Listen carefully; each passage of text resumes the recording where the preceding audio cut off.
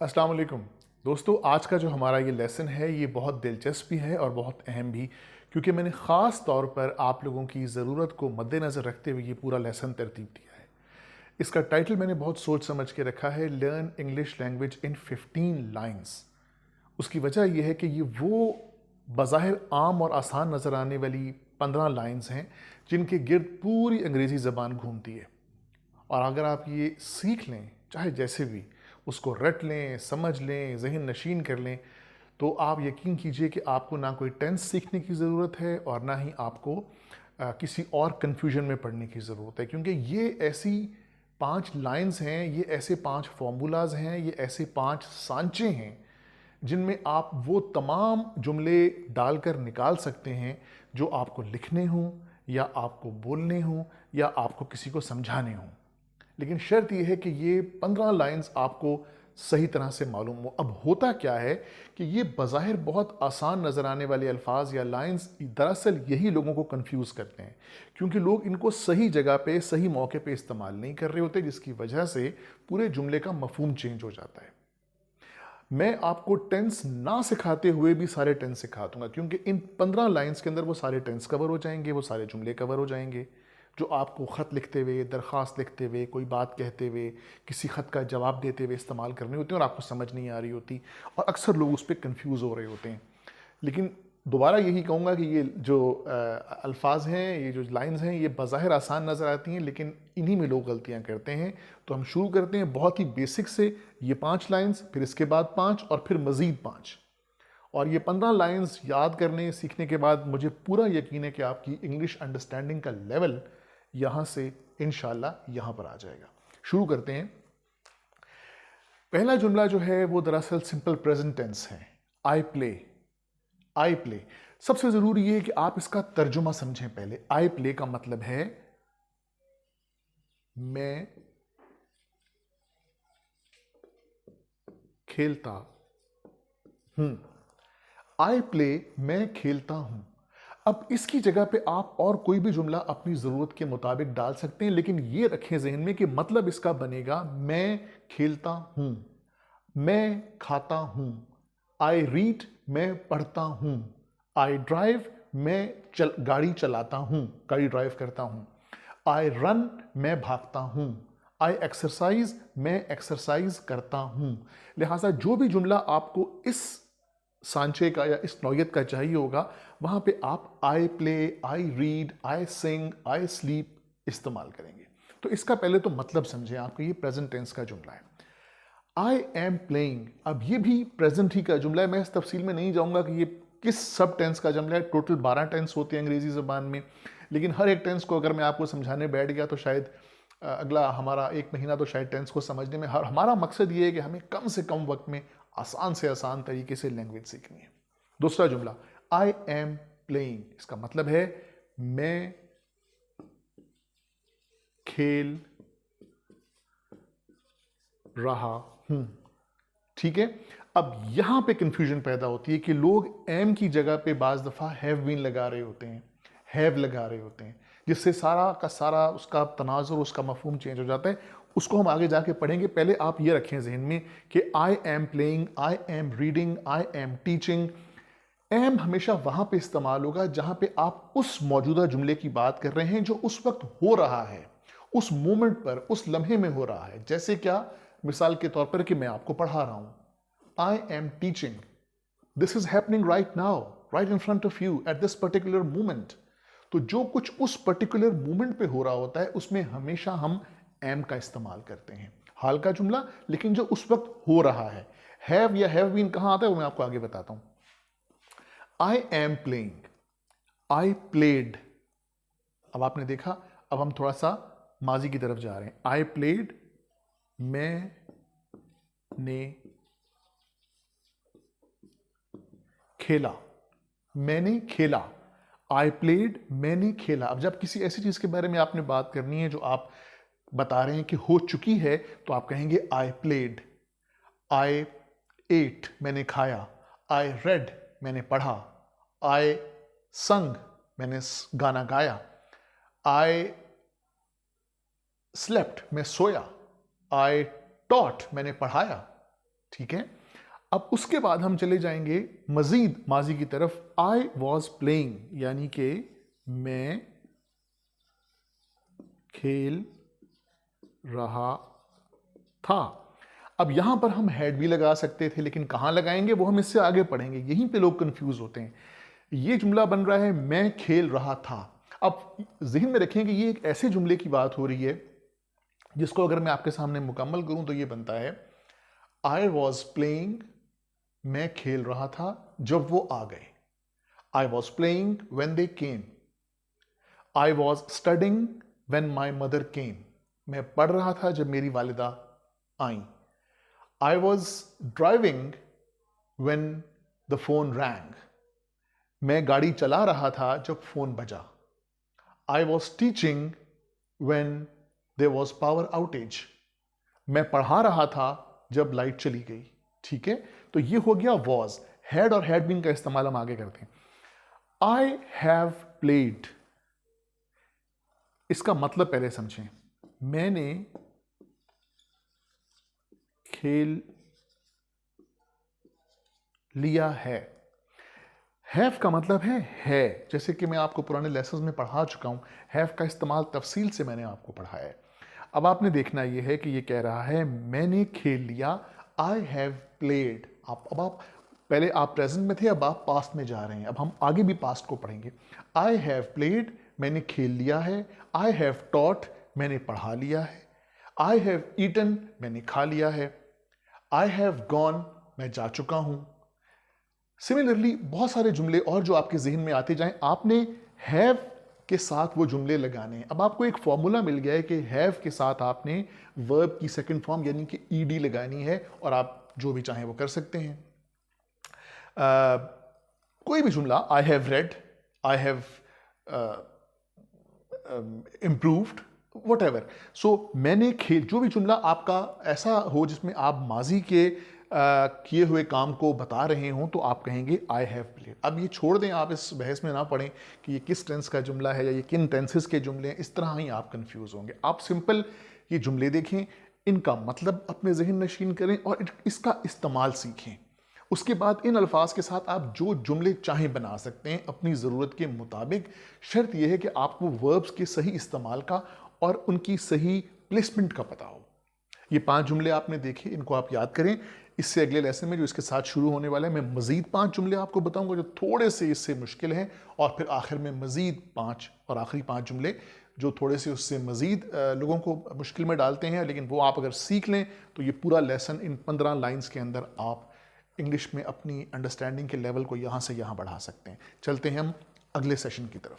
जी दोस्तों, अब ये है हमारा सेकंड लेसन, जिसमें हमारे पास हैं मज़ीद 5 जुमले और बहुत अहम जुमले जो तवातुर से अंग्रेज़ी ज़बान में इस्तेमाल होते हैं, और उन 15 जुमलों का हिस्सा हैं जिनके गिर्द ये ज़बान घूमती है।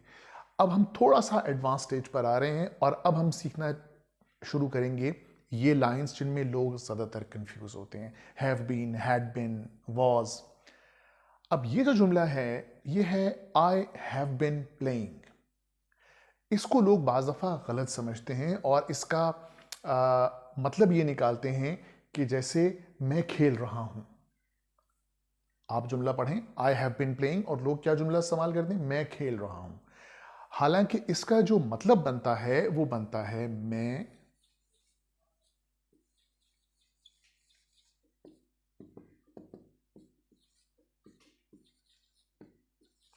मैं खेलता रहा हूं।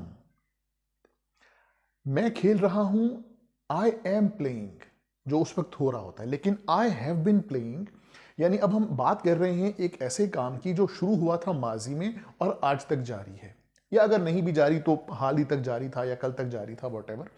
आप भी कह सकते हैं कि I have been playing for the last 10 years, मैं पिछले 10 साल से खेल रहा हूं। आई have been teaching for the last 5 years, मैं पिछले 5 साल से पढ़ा रहा हूं। आई have been sick for the last 2 days, मैं पिछले 2 दिन से बीमार रहा हूं। I am sick for the last 2 days भी ठीक है, लेकिन असल जो टेंस का इस्तेमाल है, जो जुमला है जो उस मफहूम को वाजे करेगा, वो होगा मैं खेलता रहा हूं, मैं पढ़ता रहा हूं, मैं सोता रहा हूं, मैं कल रात से बीमार हूं। आई have been sick since last night. ठीक है, तो मैं खेलता रहा हूं, यहां पर आता है हैव बीन, ये बनता है इसका मतलब। अब आप अपनी ज़रूरत के मुताबिक हैव बीन के साथ जो जुमला चाहें बना लें, आपको मतलब समझ आ गया, आपको मफहूम समझ आ गया, आपको इसका इस्तेमाल आ गया, जो जुमला चाहें आप इसके साथ बना सकते हैं। हैव बीन का इस्तेमाल आपको आ गया। आई हैड प्लेड, अब याद रखिए दोस्तों, हैड जो है वो दरअसल वॉज की तरह माजी को जाहिर करता है। हैड का इस्तेमाल आप सीख लें, जुमला जो चाहें आप बना सकते हैं अपने मुताबिक। हैड का मतलब है, इस जुमले का मतलब पहले समझ लें, मैंने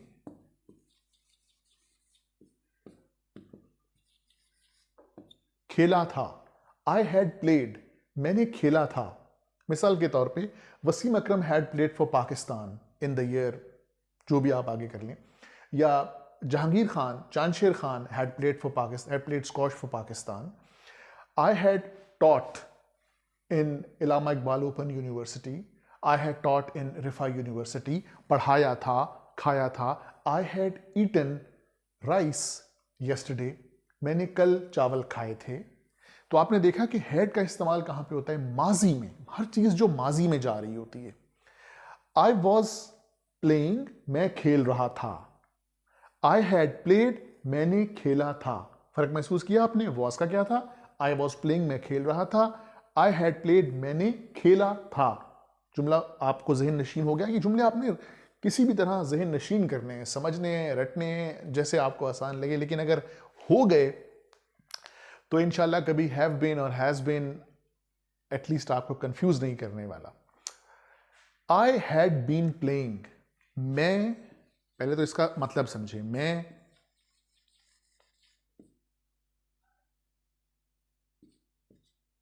खेलता रहा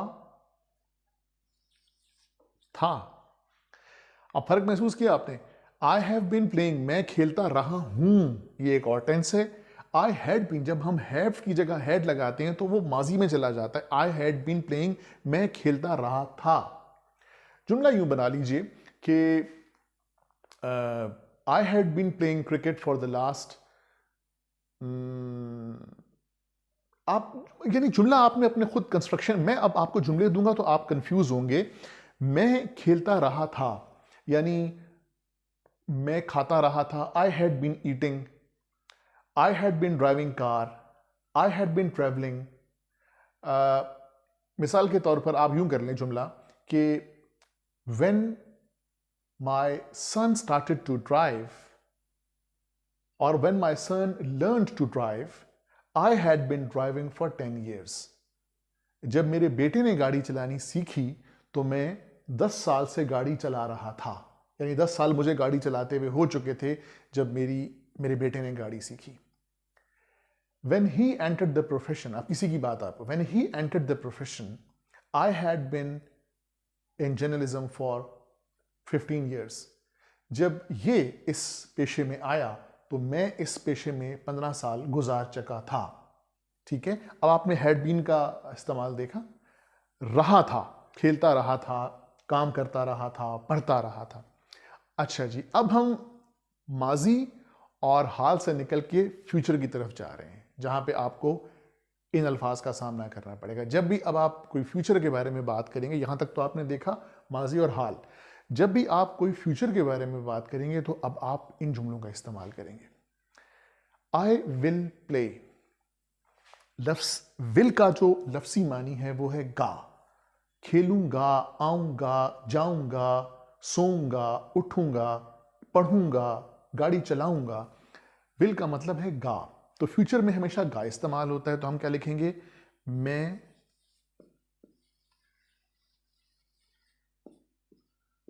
खेलूंगा।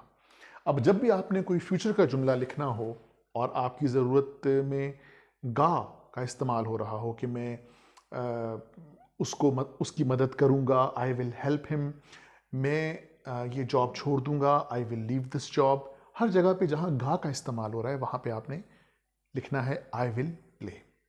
अब यहां दोस्तों समझने की बात यह है कि एक इसी तरह का लफ्ज़ होता है जो आपको अक्सर सुनने में आता होगा, would. I would, I will.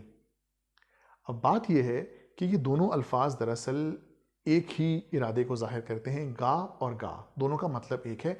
सिर्फ इसका थोड़ा सा फ़र्क है जो कि मैं आपको आगे चल के बताऊंगा, क्योंकि यहाँ बताऊंगा तो शायद आप मज़ीद कंफ्यूज हो जाएंगे। लेकिन याद रखिए, वुड और विल दोनों का मतलब गा है और ये फ्यूचर ही को जाहिर करता है, मुस्तकबिल को जाहिर करता है। फिलहाल हम वुड को साइड पे रखते हुए विल पे ध्यान देते हैं। मैं खेलूंगा, और उसके बाद है I am going to play.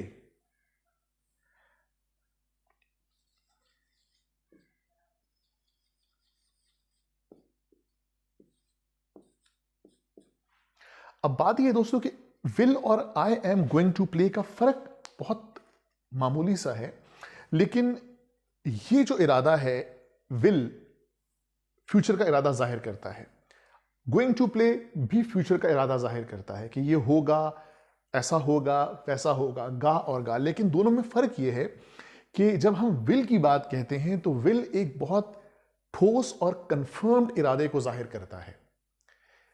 मिसाल के तौर पर यह कि हम कहें कि कल मैच हो रहा है और मैं कल खेलूंगा, tomorrow is match and I will play. I am going to play में इरादा ऐसा होता है जिसमें आप एक्चुअली अपना इरादा जाहिर तो कर रहे होते हैं, लेकिन एक्चुअली आप थोड़ी सी उसमें पेशगोई कर रहे होते हैं। मिसाल के तौर पर ये कि I have been sick but I really hope that I am going to play tomorrow. मैं बीमार रहा हूं, लेकिन मैं उम्मीद करता हूं कि मैं कल खेलूंगा। अब दोनों में इरादा आप जाहिर कर रहे हैं, लेकिन विल में एक ठोस कंफर्मेशन है, I am going to play में थोड़ा सा आपकी प्रिडिक्शन आ रही है कि जहां पे आप उम्मीद का इजहार कर रहे हैं। मिसाल के हम यूं कह सकते हैं कि it has been a cloudy day and it seems like it's going to rain. आज जरा बादल छाए रहे हैं दिन में और उम्मीद है कि बारिश होगी।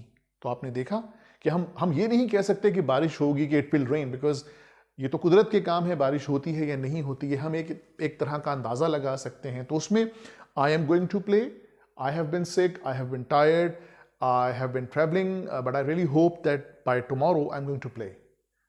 आपने महसूस किया विल प्ले और I am going to play. तो ये जुमले जब आपको तवातुर से समझ में आना शुरू हो जाएंगे, आपके सामने आना शुरू हो जाएंगे, आप पढ़ते रहेंगे, तो आपको इनका इस्तेमाल भी आ जाएगा।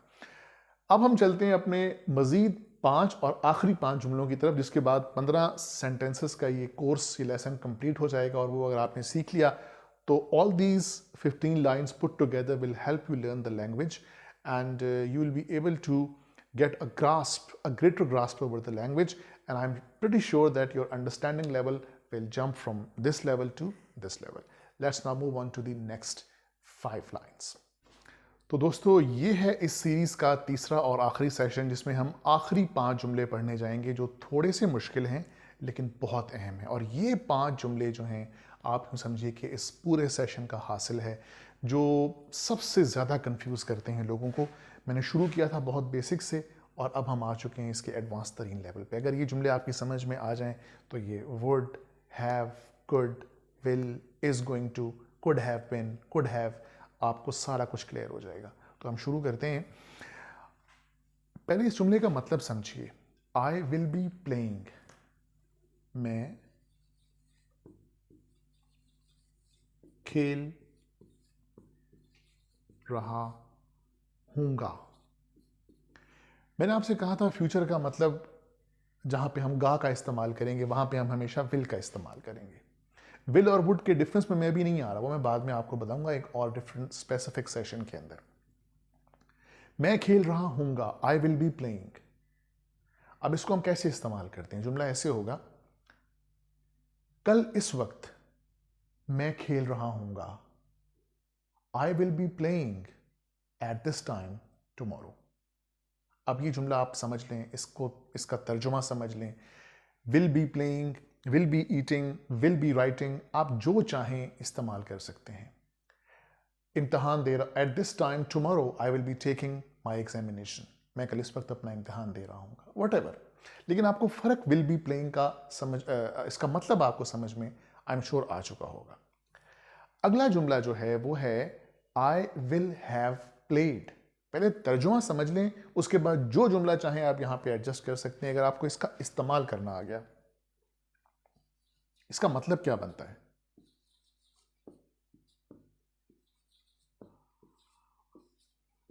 इसका मतलब है मैं खेल चुका हूंगा। By this time tomorrow I will have played. आपने महसूस किया कि मैं क्या कहना चाह रहा हूं, जुमला क्या? By the time they arrive I will have finished my lesson. जब तक वो लोग आएंगे तब तक मैं अपना लेसन या अपना पढ़ाना मुकम्मल कर चुका हूंगा, खत्म कर चुका हूंगा। Will have ended, will have taught, will have played, will have eaten. ठीक है। फ्यूचर का जुमला कहां पे इस्तेमाल हो रहा है? खेल, यहां पे खेल की हम बात कर रहे हैं ना। मैं खेल चुका हूंगा। अब आपने देखा कि यहां पर विल और वुड, अगले सेशन में हम पूरा बात करेंगे विल और वुड का डिफरेंस क्या है, लेकिन यहां पे आप देखें जुमला एक जैसा है, मतलब दोनों का एक ही है, तो फिर ये फर्क क्या है? ये फर्क बड़ा माइन्यूट सा है, लेकिन आप इसको जरा समझें।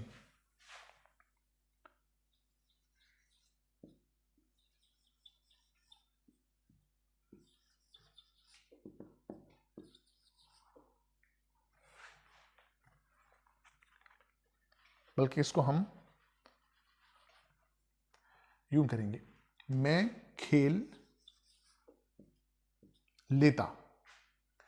अब आपने फर्क यह महसूस करना है, यहां पे मैं खेल चुका हूंगा, आई विल हैव प्लेड, मैं खेल लेता, आई वुड हैव प्लेड।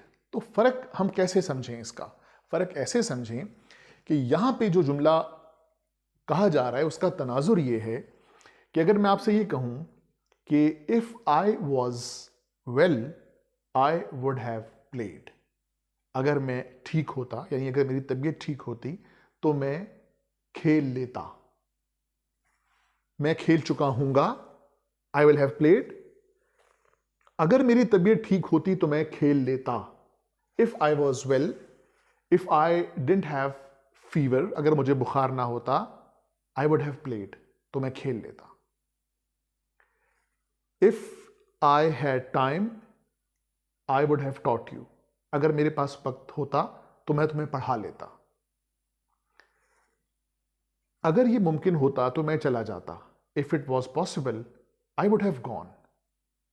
अब आप देख रहे हैं कि ये जुमला कहां पे इस्तेमाल होता है, कैसे इस्तेमाल होता है। ये थोड़ा सा आगे की चीज है, लेकिन अगर आपको समझ में आ जाए इसका तनाजुर तो कोई मसला नहीं है। अब आप जितना इसको पढ़ेंगे, प्रैक्टिस करेंगे, खुद से जुमले बनाएंगे, तो उतना आपके लिए आसान होता जाएगा। मैंने आपको उसका मफहूम वाजे कर दिया है। ठीक है। अब हम आते हैं कुड। कुड जो कि बहुत लोगों को कंफ्यूज कर, पहले तो कुड का मतलब समझें। कुड का मतलब है, अगर मैं दूसरे मार्कर से आपके सामने लिख पाऊं, इसका अगर आप मतलब समझ लें, जो बहुत ज्यादा लोगों को, सकता, इसका मतलब है सकता या सकना, कर सकता है या कर सकना किसी चीज से।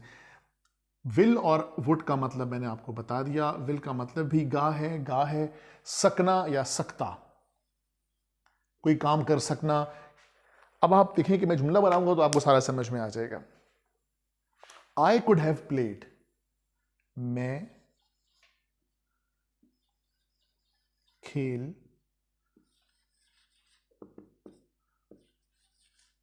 सकता था। सकता, देखा आपने, यहां पे आ गया ना, सकता, सकता।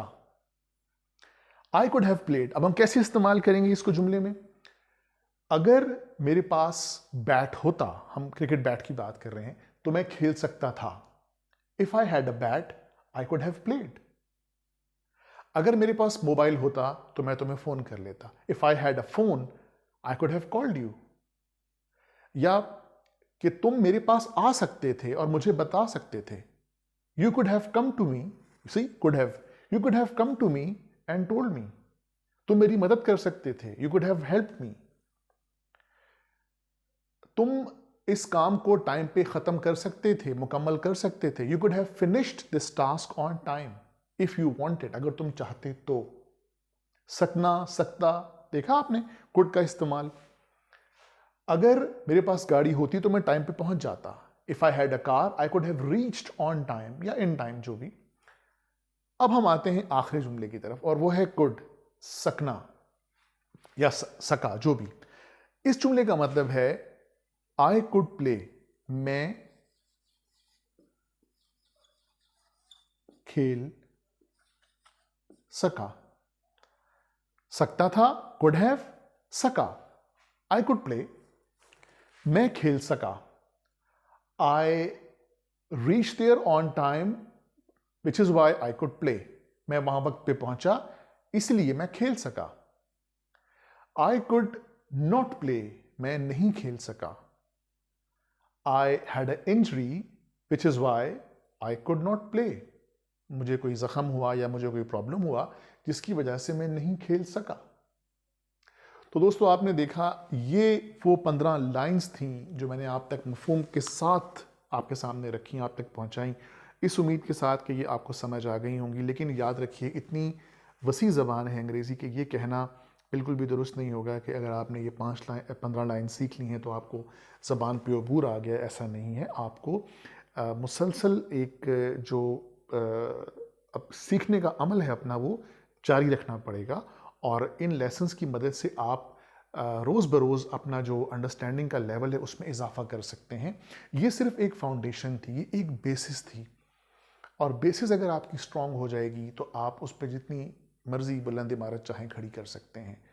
ये 15 जुमले वो थे जो तवातुर से इस्तेमाल होते हैं, लोग इसमें कंफ्यूज रहते हैं, लोग समझते हैं कि हमें इनका मतलब आता है लेकिन मतलब नहीं आता। और अगर टेंसेस में आप पढ़ जाएंगे तो मैं समझता हूँ कि बहुत टाइम आपका निकल जाएगा। और मैं समझता हूँ कि टेंसेस में जब हम पढ़ जाते हैं तो उसी वजह से हम बाज़ दफ़ा अपने लिए रुकावटें पैदा करते हैं। हम जो ज़बान बोल रहे हैं, हमारी जो कौमी ज़बान है, जो मादरी ज़बान है, हम में से शायद ही कोई बंदा ये जानता हो कि जुमला जो हम बोल रहे हैं ये एग्जैक्टली किस टेंस का जुमला है। माँ सिवाय जो हाल, माजी, मुस्तकबिल होता है वो तो हमें मालूम है, लेकिन अगर एग्जैक्टली पूछा जाए, मैं आपसे पूछूं कि मैं लाहौर जाया करता था, अब बताइए ये किस टेंस का जुमला है, तो हमें क्या मालूम। लेकिन हमें ये जुमला, इसका मतलब मालूम है, हमें इसका इस्तेमाल मालूम है, हम इसको कन्वे कर सकते हैं इसलिए कि हमने नेचुरली ये ज़बान सीखी है।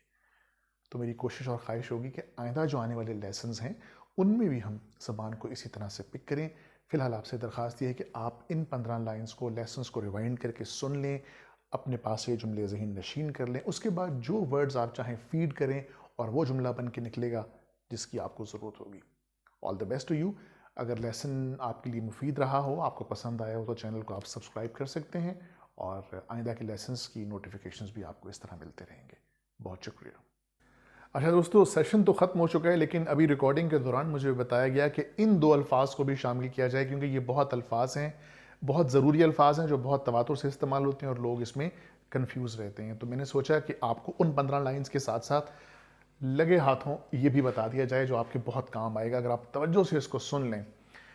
शुड हैव, मस्ट हैव, बज़ाहिर मतलब एक, लेकिन इसके बावजूद फ़र्क। मतलब इसका एक है भी और नहीं भी। कैसे? ये बड़ा दिलचस्प लेसन है, आप ज़रा गौर से सुनिए। शुड हैव का मतलब है चाहिए था, मस्ट हैव का मतलब है चाहिए था, चाहिए था, चाहिए था। लेकिन इसका फ़र्क है। अब फ़र्क कैसे है ज़रा ये भी समझिए। Should have, he should have help मी, उसको मेरी मदद करनी चाहिए थी। She should have help me, I should have helped you, मदद करनी चाहिए थी। Must have, you must have help मी, तुम्हें मेरी मदद करनी चाहिए थी। I must have helped you, मुझे तुम्हारी मदद करनी चाहिए थी। मतलब शुड हैव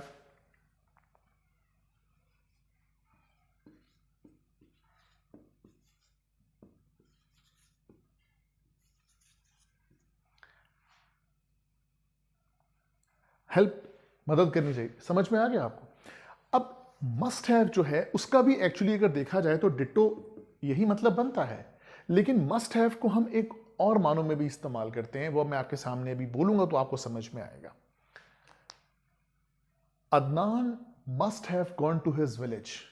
अब यहां पे मैं एक इरादा जाहिर कर रहा हूं, अपना ख्याल जाहिर कर रहा हूं, इरादा नहीं ख्याल जाहिर कर रहा हूं, एक पेश गोई कर रहा हूं कि अदनान यकीनन अपने गांव चला गया होगा। अदनान आज नहीं आया, he must have been sick. Adnan आज नहीं आया, he must have been sick. Adnan did not come today, he must have been sick. लेकिन यहां पे हम कभी भी ये नहीं कहेंगे कि अदनान आज नहीं आया, ही शुड हैव बिन सिक, क्योंकि उसका मतलब ये बन जाएगा कि अदनान आज नहीं आया क्योंकि उसको बीमार होना चाहिए था, खुदा न ख्वास्ता। तो आपने देखा कि मस्ट हैव और शुड हैव का मतलब एक है भी और नहीं भी। शुड हैव को हम मस्ट हैव की जगह पे इस्तेमाल कर भी सकते हैं और नहीं भी। कैसे कर सकते हैं? ऐसे कर सकते हैं, you should have help me, you must have help मी। लेकिन मस्ट हैव का दूसरा इस्तेमाल क्या है कि अदनान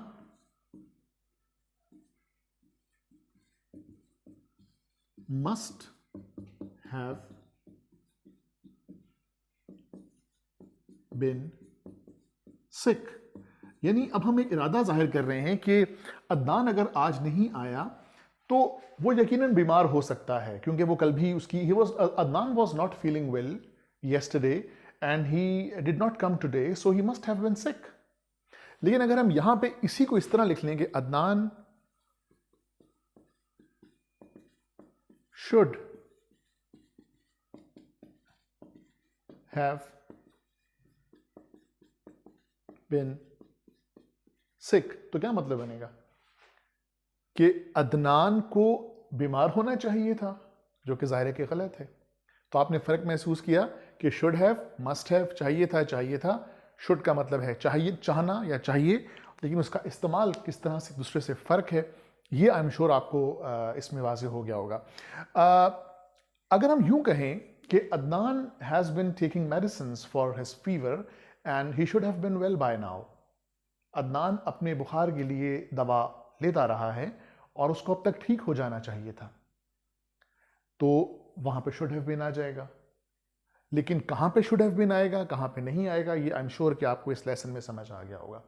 तो चाहिए था, I should have come, I should have played, I should have read, I should have prepared, I must have prepared, I must have read, I must have help you, वहां पर आ रहा है। लेकिन जहां पे हम किसी बात को यकीनी तौर पर जाहिर करना चाह रहे हैं कि ही must have bin caught up in traffic, he must have been sick, he must have had some problem which is why he couldn't do this job, he must have left his job, उसने यकीनन job छोड़ दी होगी इसलिए वो नज़र नहीं आ रहा, he is not seen anywhere because he must have left office, वो ऑफिस से जा चुका होगा।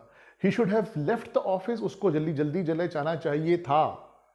should have been भी वहां आएगा लेकिन मतलब चेंज हो जाएगा। मिसाल के तौर पे आखिरी जुमला, Adnan is not seen, Adnan is not visible, he must have gone. Adnan नजर नहीं आ रहा, वो चला गया होगा।